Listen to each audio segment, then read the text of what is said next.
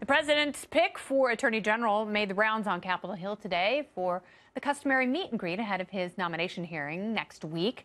Democrats are demanding the president withdraw William Barr's nomination because of Barr's criticism of Robert Mueller. But the new Senate Judiciary Committee chair, South Carolina's Lindsey Graham, says Barr told him he's committed to allowing special counsel Robert Mueller to finish his investigation. Graham also says Barr will likely be part of his committee's investigation into the alleged FISA abuses by the FBI. This, as reports say, Deputy AG Rod Rosenstein is expected to resign from his post in the coming weeks.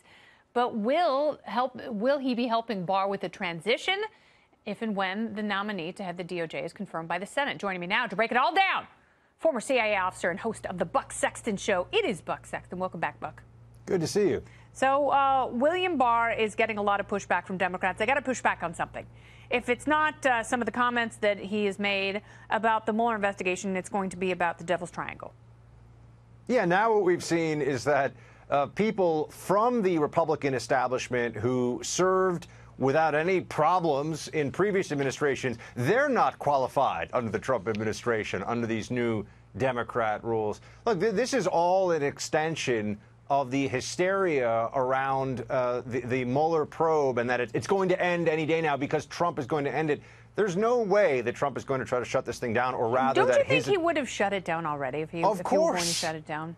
Yeah, you're not going to wait till the very last minute here. That makes absolutely no sense. I would also note that Acting Attorney General Whitaker has done nothing to slow, stymie, or in any way create obstacles for Mueller's probe. And Rosenstein isn't overseeing it anymore since he no longer reports to an attorney general who is recused from the situation, correct?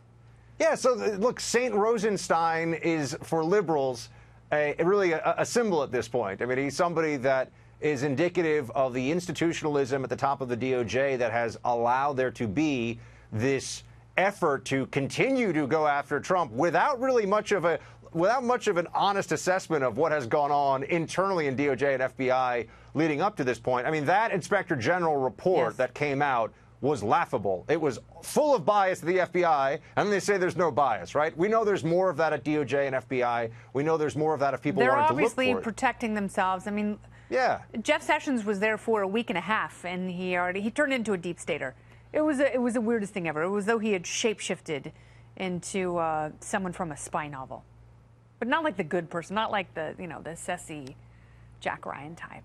Yeah, well, I'm looking forward to Lindsey Graham hopefully following through on this promise to look deeper into FISA. I mean, use the Senate Judiciary Committee. Absolutely. Don't do it just because your guy got spied on.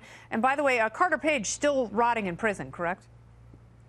Yeah, Carter Page, who speaks to the special counsel without attorneys present. I've actually spent a fair amount of time talking to Carter, and let me tell you, he's a very nice guy. But in terms of international man of mystery or guy who knows how to do all the cloak and dagger stuff, I mean, he makes Inspector Gadget look like Magnum PI or something. It just does not. There is absolutely no rational explanation for how they could have multiple FISA warrants reauthorized them. And people keep saying, well, they must have found something. We still need more beach volleyball in the deep state. Buck, we're out of time. I thank you for everything. Come back very soon.